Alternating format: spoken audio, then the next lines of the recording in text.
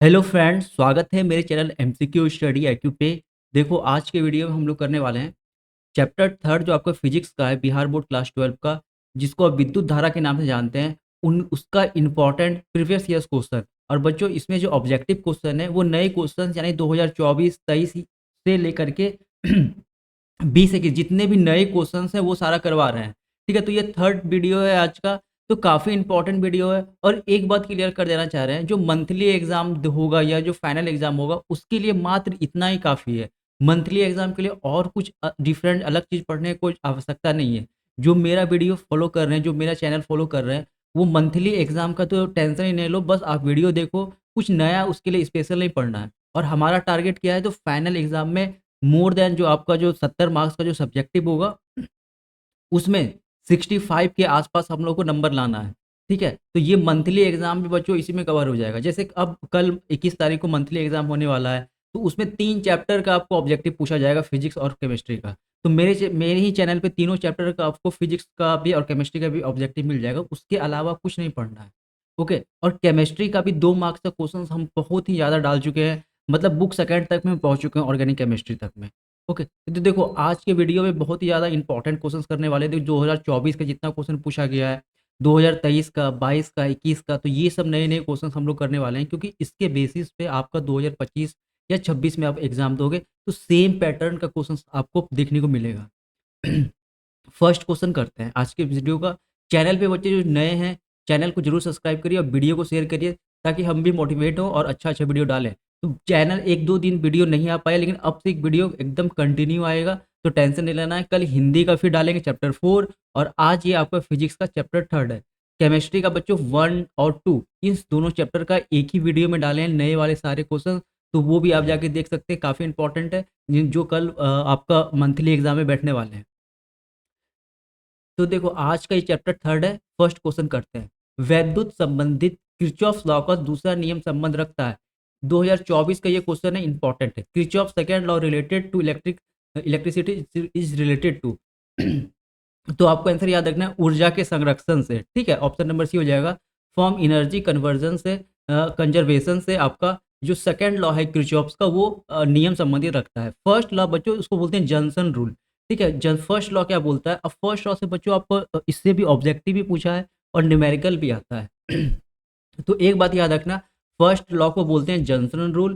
First law में क्या होता है, जैसे एक जंक्शन है, उसमें जितने करंट आ रहे हैं या जा रहे हैं, उसका योग कितना होता है बच्चों, जीरो के बराबर होता है। और होता क्या है, जैसे मान के चलो यहाँ पे जंक्शन है, यहाँ पे I1 करंट जा रहा है, देखो जंक्शन से दूर जा रहा है, और I2 जंक्शन की ओर जा रहा है। ठीक इसी तरह अगर हम बात करते हैं इसको, I3 मान लो, I3 क्या हो रहा है, जंक्शन की ओर जा रहा है, और इसे बच्चों जंक्शन के बाहर कर देते हैं, I4। तो जो जंक्शन के बाहर जा रहा है, यहाँ से जो दूर जा रहा है इस पॉइंट से, इसको निगेटिव कर लेंगे तो -I1। ये अंदर आ रहा है तो इसे पॉजिटिव कर लेंगे, +I2। ये भी अंदर का आ रहा है तो इसे +I3। और ये बाहर जा रहा है, तो जो बाहर जा रहा है उसे माइनस कर लेके बराबर जीरो कर देते हैं। यही बोलता है हमारा जंक्शन का नियम। ये है किरचॉफ का फर्स्ट रूल। अब आई की जगह पर आपको 5 एम्पेयर दे देगा, तो यहाँ 5 एम्पेयर -5 का एम्पेयर रख देना। ठीक है, मतलब यहाँ पे आई की जगह पे 5 एम्पेयर दे दे।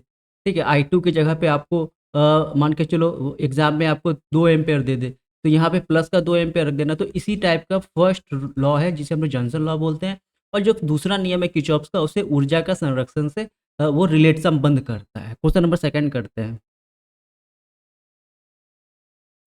विभव मापी की सुग्राहता को बढ़ाने के लिए, to increase the sensitivity of the potentiometer. ठीक है, इंग्लिश वाले यहाँ पोटेंशियोमीटर कर लेना। तो सेंसिटिव हम जो पोटेंशियोमीटर है या जो विभव मापी है, उसकी जो सेंसिटिविटी बढ़ाने के लिए हम लोग को क्या करना चाहिए, तो इसके तार को लंबाई को बढ़ानी होगी। ठीक है, इसके तार की लंबाई को बढ़ानी होगी। 2024 का क्वेश्चन था बच्चों ये। ठीक है, ये लिखे नहीं है, लेकिन ये 2024 में आपको पूछा हुआ है, विभव मापी की सुधारता बढ़ाने के लिए। और 2023 में भी ये क्वेश्चन, एक क्वेश्चन आया था कि विभव मापी से हम क्या मापते हैं। तो ये क्वेश्चन आपको इसी वाले वीडियो में मिलेगा, तीसरा चौथा क्वेश्चन होगा ये।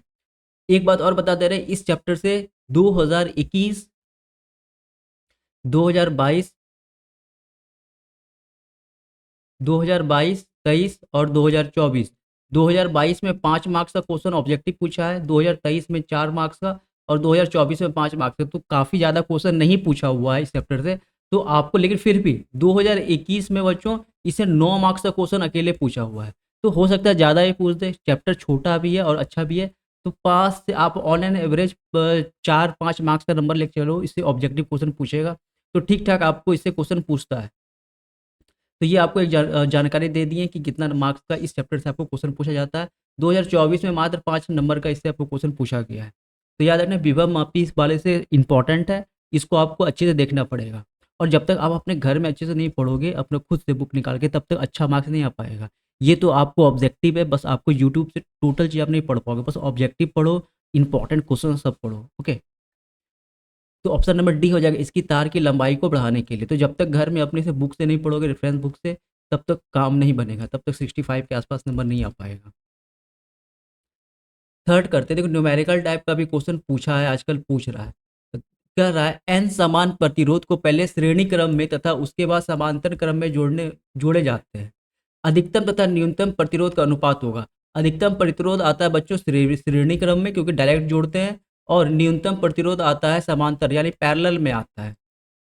और देखो एन समान प्रतिरोध है, तो जब पहले हम निकालते हैं अधिकतम प्रतिरोध, तो बताए थे अधिकतम प्रतिरोध श्रेणी क्रम यानी सीरीज में मिलता है हमें। तो मान के चलो यहाँ पे एन लगा हुआ है, और हमें क्या मान रहा है, दोनों का अनुपात मान रहा है, मांग रहा है। तो ये देखो same N N sorry R है, आर रेजिस्टेंस का अप टू कहाँ तक, एन तक।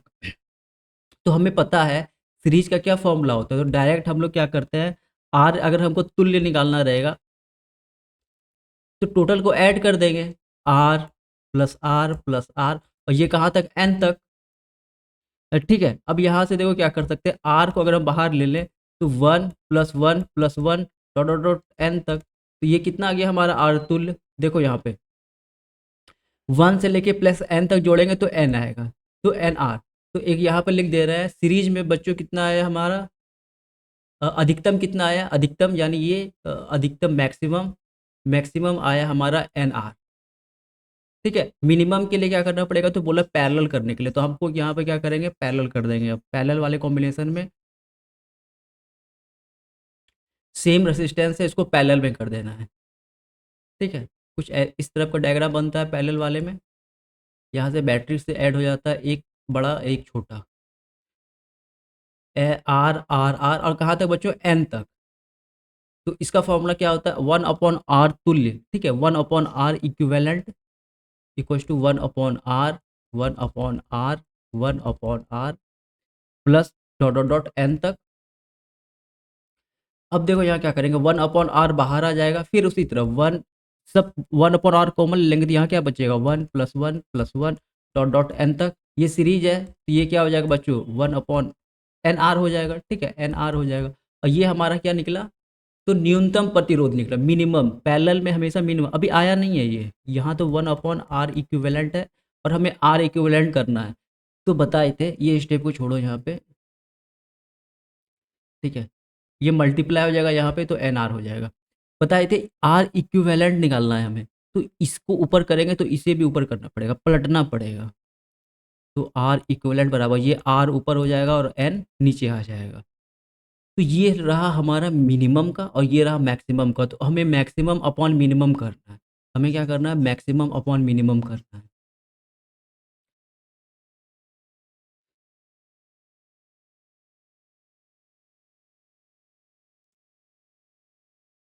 तो आर अधिकतम तथा न्यूनतम, R maximum upon R minimum. R maximum कितना है यहाँ पे, आर मैक्सिमम कितना है, एन आर अपॉन में आर मिनिमम कितना है, आर बाई एन। देखो ये कंप्लीट है, ऊपर वाला नहीं है, तो ये नीचे 1 डाल सकते हैं, ये तो सबको आता होगा मैथ। देखो नीचे वाला ये कंप्लीट है, जो कंप्लीट है उसे कुछ नहीं करते हैं, जो कंप्लीट नहीं है उसके नीचे हम 1 लगा देते हैं। ठीक है, तो ये क्या हो जाएगा, एन आर अपॉन 1 इंटू ये एन अब ऊपर चले जाएगा और आर नीचे आ जाएगा, आर से आर कैंसिल, क्या बचा, एन स्क्वायर। देखो ऑप्शन नंबर डी क्या हो जाएगा राइट आंसर, ये एन स्क्वायर लिखा हुआ है। ओके, तो सिंपल था, कुछ ज़्यादा नहीं था। ये न्यूमेरिकल टाइप का क्वेश्चन आजकल पूछा जा रहा है, तो आपको ये छोटे-छोटे क्वेश्चन को आपको अच्छे से बनाना पड़ेगा। और बच्चों ये सब क्वेश्चन जो है ये पुराने में जेईई का ये सब क्वेश्चन है, उस पैटर्न का ये सब क्वेश्चन आपको पूछ दिया है 2024 के एग्ज़ाम में। फिजिक्स में अब बहुत कम नंबर का पूछा है, 5 मार्क्स का ही पूछा है, लेकिन उसमें न्यूमेरिकल आपको 2 न्यूमेरिकल डाल दिया है इस चैप्टर से। ठीक है, और ये जो न्यूमेरिकल था ये जेई के एग्जाम में पूछा हुआ है, पुराना 2011-12 के जेई के एग्जाम में। तो याद रखना यहाँ पे क्या हो जाएगा, ऑप्शन नंबर डी हो जाएगा, एन इसका राइट आंसर। फिर इसे देखो, ये 2024 में एक और न्यूमेरिकल, दो न्यूमेरिकल पूछा है और तीन आपको थ्योरेटिकल क्वेश्चन पूछा है 2024 में। टोटल 5 मार्क्स का पूछा था। किसी तार का प्रतिरोध 500 ओम है तो उसे विद्युत चालकता होगी। तो विद्युत चालकता का फॉर्मूला क्या होता है? विद्युत चालकता को सिग्मा से डिनोट करते हैं। क्या होता है? रेसिप्रोकल ऑफ रेजिस्टेंस, यानी 1/r होता है। तो आर का वैल्यू कितना दिया हुआ है? 500। बस हो गया। अब 1/500 कैसे सॉल्व करेंगे? तो ये अब थोड़ा सा कठिन नहीं है उतना, लेकिन डिवाइड कैसे करेंगे? देखो कैसे करना है, 1/5 को रहने दो, यहाँ पे 2 जीरो है, तो जीरो ऊपर में जाके क्या हो जाता है? -2। नीचे करेंगे तो 2 जीरो बचेगा। अब 1/5 कितना होता है? ये हो जाता है बच्चों आपका आधा, 0.2। देखो 5 से अगर हम 1 में भाग देंगे, 10,0, 5 दूनी 10, तो यहाँ पे वही लिखें 0.2 लिखें, इंटू 10⁻²। अब यहाँ पे कुछ इस टाइप का नहीं है, तो फिर से क्या करना पड़ेगा, ये 2 को फिर से नीचे कर दो, एक यहाँ से नीचे कर दो, 3 आ गया, 3 पर ओम, यहाँ पे ओम था, यहाँ पे ओम था ऐसा यूनिट, ये ओम ऊपर जाके क्या बन जाएगा? पर ओम बनेगा। यहाँ लिख दे रहे हैं 0.002 पर ओम। देखो ऑप्शन नंबर ए यहाँ क्या हो जाएगा राइट आंसर। बस फॉर्मूला पर था और थोड़ा बहुत मैथ था यहाँ पे, तो मैथ हम अच्छे से सॉल्व कर दिए, कोई दिक्कत वाली बात यहाँ पे नहीं है। चाहो तो इसे जीरो ऊपर भी नहीं डालो, यहाँ पे भी ऐसे कर सकते थे, 5 × 100, तो 500 था यहाँ पे। अब ये इसको सॉल्व कर लो, 0.2 और नीचे में 100 आने दो, एक जीरो नीचे उतार दो, तो 0.002 पर ओम। ऑप्शन नंबर ए क्या हो जाएगा राइट आंसर। फॉर्मूला बहुत सिंपल है, काम खत्म। फिर एक न्यूमेरिकल, 3 न्यूमेरिकल पूछा था, 2 ऑब्जेक्टिव पूछा था 2024 में इसी चैप्टर से, आपको करंट इलेक्ट्रिसिटी से। तो करंट इलेक्ट्रिसिटी से बच्चों न्यूमेरिकल पूछा जाता है, आपको अच्छे से करना है। और देखो एक मिनट बताते हैं, 70 मार्क्स में मात्र 35 नंबर का ही पूछा जाता है। जो बच्चे ये वीडियो अब दिसंबर में देखेंगे, हो सकता है दिसंबर में ये वीडियो वायरल हो जाए, या उस समय कोई नया नया आएगा, तो ये सब क्वेश्चन को छोड़ देना है, उस समय इतना दिमाग नहीं लगाना है, क्योंकि देखो 70 में से मात्र 35 नंबर का आता है, तो 50% ही आपको सॉल्व करना रहता है। तो इसे छोड़ भी दोगे तो कोई दिक्कत नहीं होगा, और भी बहुत आसान सब चैप्टर है और थ्योरेटिकल क्वेश्चन भी पूछा जाता है, तो वो सबको आपको अच्छे से करना है। अभी जो वीडियो बच्चे देखेंगे मई में, अगस्त में, तो वो ये सब क्वेश्चन को अच्छे से सॉल्व कर सकते हैं, और हम खुद और भी अच्छे अच्छे ऑब्जेक्टिव इस टाइप का जो पुराने एग्जाम में पूछे गए हैं वो हम करवा देंगे। देखो कह रहा है 40 वाट और 60 वाट के दो बल्ब 220 वोल्ट स्रोत से जोड़े जाते हैं, तो उनके प्रतिरोध का अनुपात होगा। फिर यहाँ अनुपात का पूछा, किसका? उनके प्रतिरोध मतलब रेसिस्टेंस का। ठीक है, कैसे बनेगा? देखो इसके लिए क्या करना पड़ेगा, यहाँ पे पहले डायग्राम बनाना पड़ेगा हमें।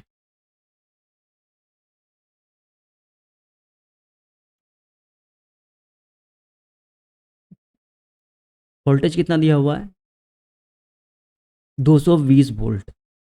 वोल्टेज कितना दिया हुआ है हमें? 220 वोल्ट। ठीक है, इसे हम बोलते हैं R1 और इसे R2।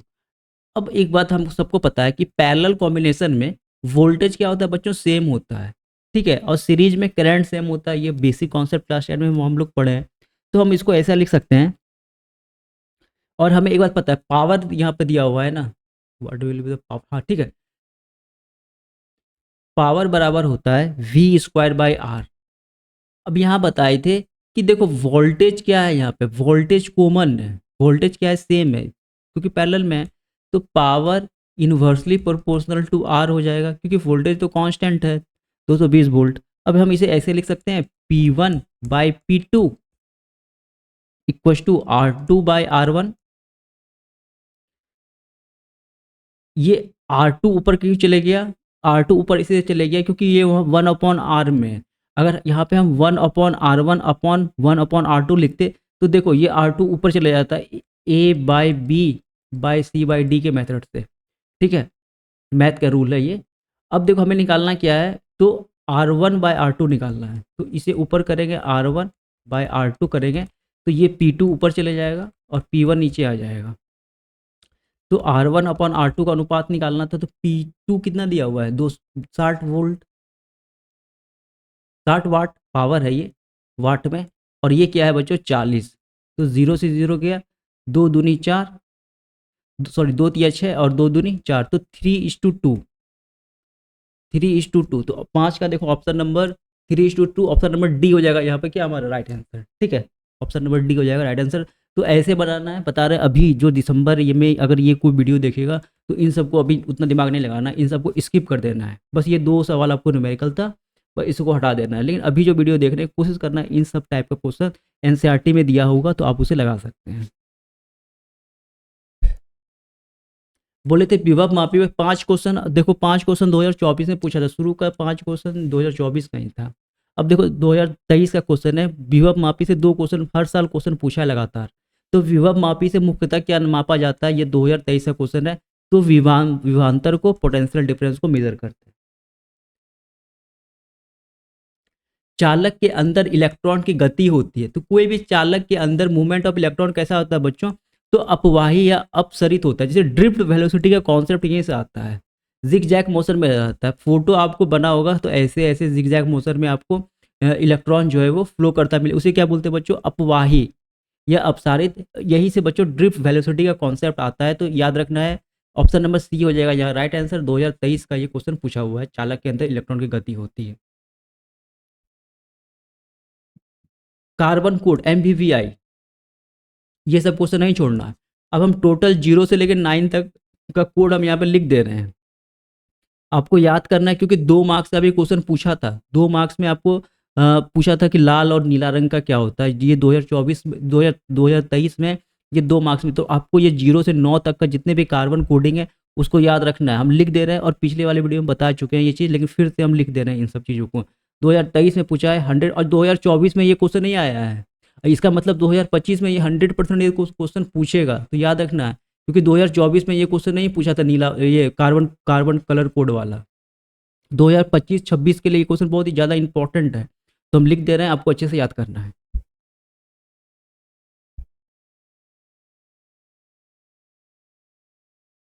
देखो बच्चों, टोटल 0 से 9 तक रहता है हमारा कार्बन, 10 रहता है कार्बन कोडिंग।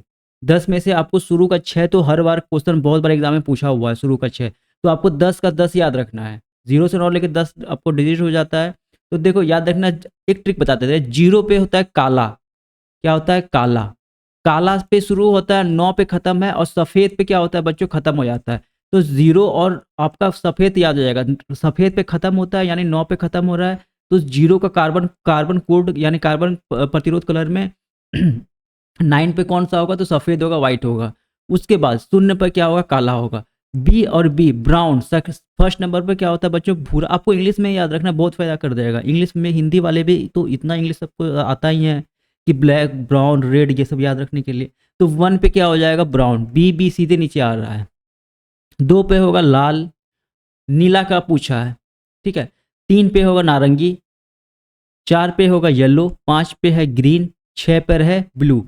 तो ऑप्शन नंबर डी हो जाएगा राइट आंसर, नीला ब्लू, 6 नंबर यहाँ पर राइट आंसर है।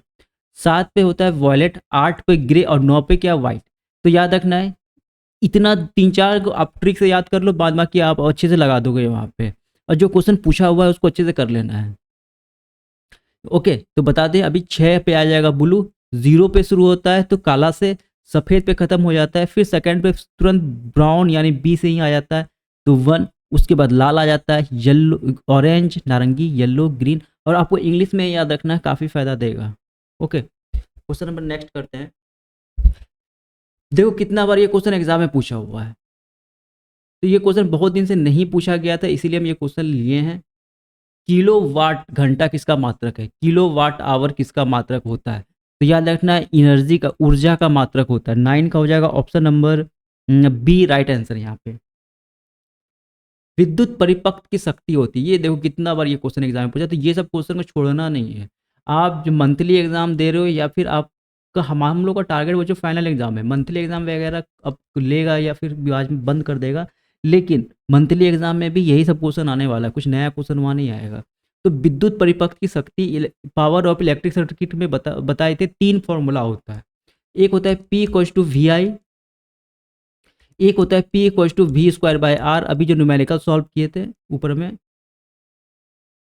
और एक फॉर्मूला होता है यहाँ पे P इक्वल्स टू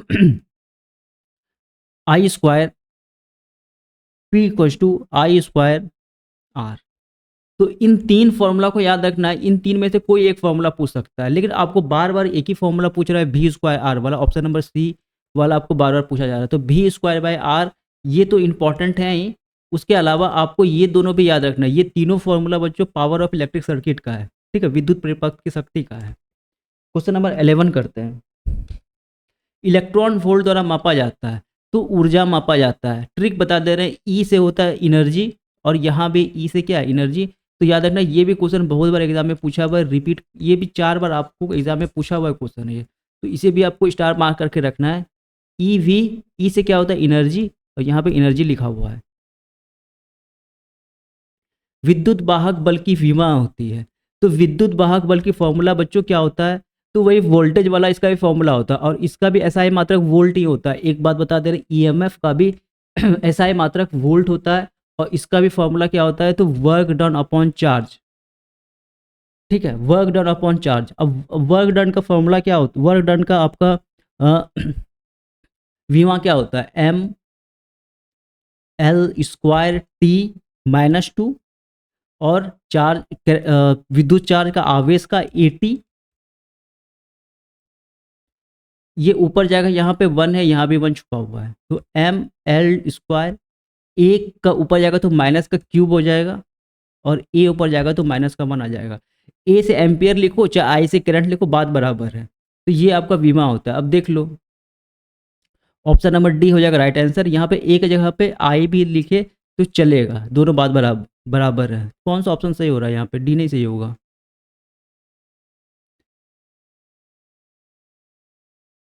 12 का हो जाएगा ऑप्शन नंबर बी।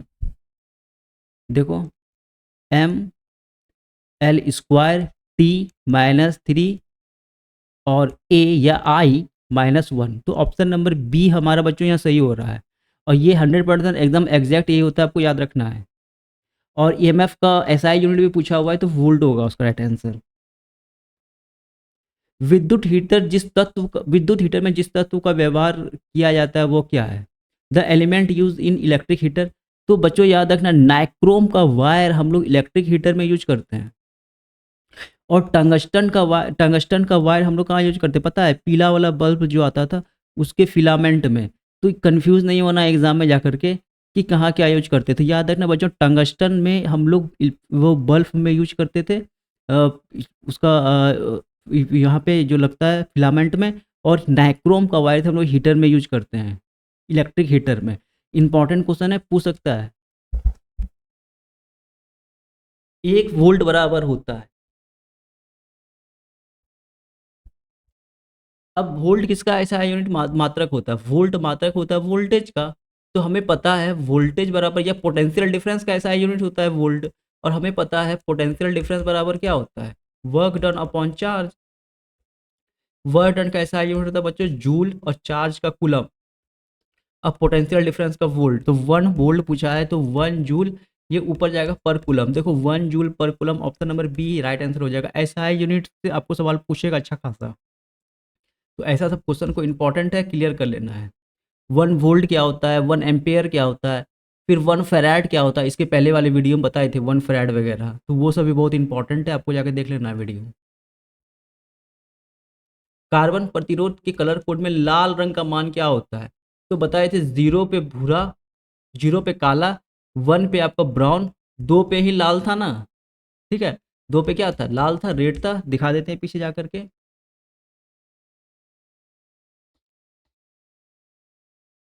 है ना, यहाँ पे 2 पे लाल, ठीक है, 2 पे पूछा है, तो याद है ना, 1 से आपको 9 तक अच्छे से याद हो जाएगा, बस 1-2 बार आपको कॉपी में लिख लेना है तो याद हो जाएगा। 2 मार्क्स का क्वेश्चन है वो, 3 मार्क्स का भी हो सकता है, क्योंकि 2 मार्क्स में आपको वो भी पूछा जाता है, लिखने में भी दे देगा ये, और ऑब्जेक्टिव आपको 2 से नंबर 100% बच्चों आपके एग्जाम में 2025 वाले ये नोट कर ले कि ये वाला क्वेश्चन आ रहा है, क्योंकि 2024 में एक भी क्वेश्चन नहीं पूछा था कार्बन कलर कोड से।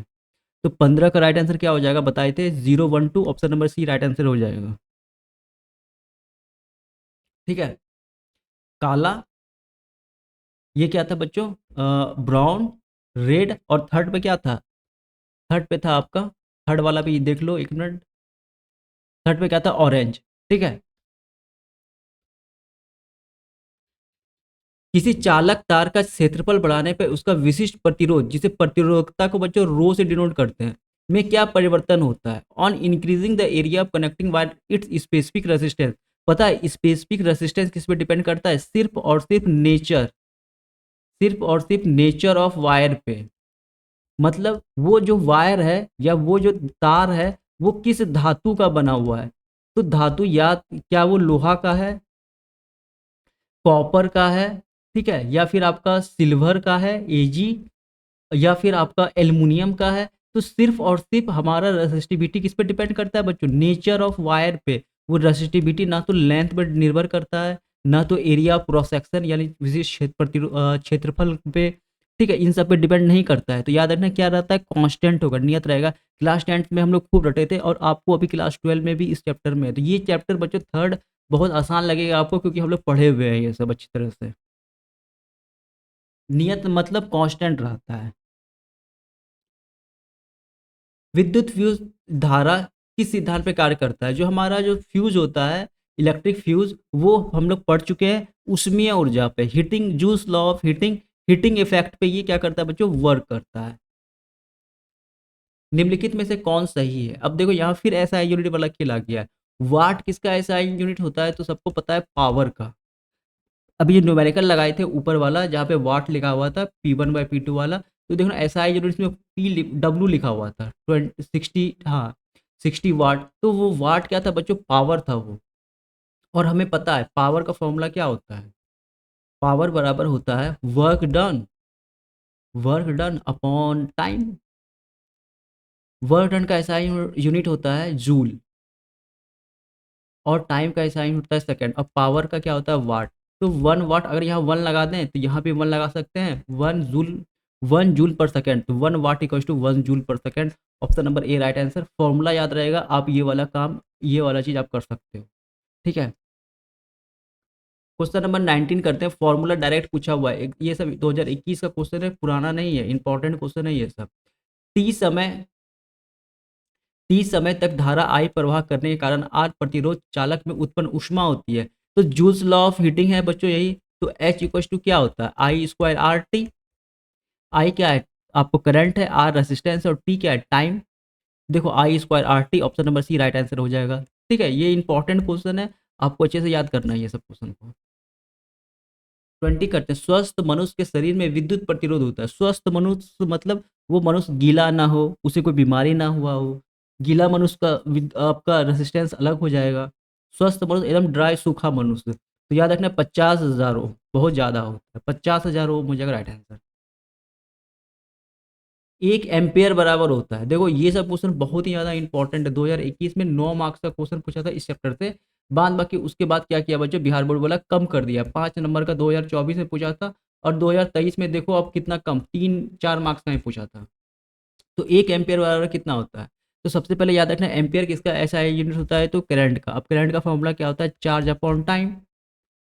चार्ज का ऐसा यूनिट होता है कूलम, और टाइम का सेकंड, और एम्पियर का, और करंट का एम्पियर। तो यहाँ पे 1 लगा दो, तो इधर भी हमें क्या करना पड़ेगा, 1 लगाना पड़ेगा। तो सी से क्या होगा, कूलम पर सेकंड।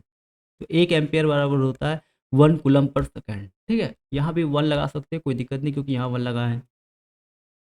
22 करते, विद्युत वाहक बल की इकाई होती है इलेक्ट्रिक मोटिव फोर्स की, ईएमएफ की। तो अभी तुरंत बताए थे क्या होती है, वोल्ट ही होती है। ठीक है, ऑप्शन नंबर सी हो जाएगा यहाँ पर राइट आंसर। पदार्थ की प्रतिरोधकता निम्नलिखित में से क्या सही है। तो 4 ऑप्शन दिया था आपको। रेसिस्टिविटी ऑफ मटेरियल, तो रेसिस्टिविटी ऑफ मटेरियल कहाँ से आता है, तो रेसिस्टेंस बराबर होता है रो L/A।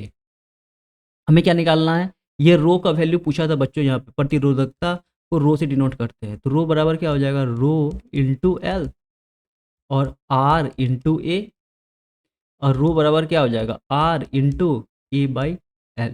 तो ये आपका फॉर्मूला है। 4 ऑप्शन में से ऑप्शन नंबर ए फॉर्मूला आपका सही हो जाता, rho equals to R into A/L। तो आपको डायरेक्ट आंसर याद रखना इसका फॉर्मूला वहां पे, तब आप जाकर के सही कर दोगे। ठीक है,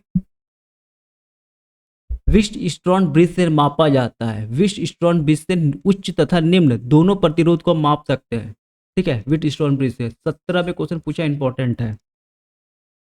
25 और आज का अंतिम ही क्वेश्चन है। 25 क्वेश्चन में बहुत ही ज़्यादा है। देखो अभी के लिए अब चैप्टर थर्ड में हम लोग नहीं आएंगे, दुनिया भर का ऑब्जेक्टिव नहीं करवाएंगे। अब हम लोग सीधे करते करते जब हम लोग दिसंबर तक में पहुंच जाएंगे तो एक मास्टर वीडियो डाल देंगे फिजिक्स का ऑब्जेक्टिव का, 500 क्वेश्चन का सीरीज, केमिस्ट्री का 500 का, जिससे आपको उसी से हर क्वेश्चन आपको आ जाएगा, फिर कहीं नहीं जाना है। तो अभी से जो बच्चे देख रहे हैं यही सब क्वेश्चन आपको बच्चों एग्जाम में भी आएगा, सैम्पल पेपर में भी आएगा, और अंतिम में जो मास्टर वीडियो डालेंगे तो यही सब क्वेश्चन मैक्सिमम रहेगा वहाँ पे। इससे हम कोई अपने मन से क्वेश्चन नहीं बना रहे हैं, ये सब एग्जाम में पूछा हुआ क्वेश्चन है।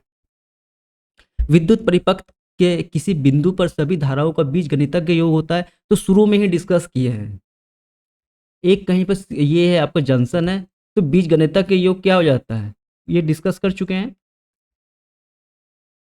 बराबर जीरो। क्या होता है शून्य, किरचॉफ का प्रथम नियम यही बोलता है, जंक्शन रूल बोलते हैं उसको, जंक्शन लॉ बोलते हैं। तो याद रखना शून्य होता है, समेशन आई इक्वल टू क्या, शून्य। बाहर निकलने वाला करंट को निगेटिव में लेते हैं और अंदर आने वाले करंट को पॉजिटिव में लेते हैं। तो देखो इतना आज हम करवा चुके हैं, तो इम्पॉर्टेंट है। चैनल देखो, टोटल वीडियो देखा करो, बहुत फ़ायदा मिलेगा आपको भी और हमको भी।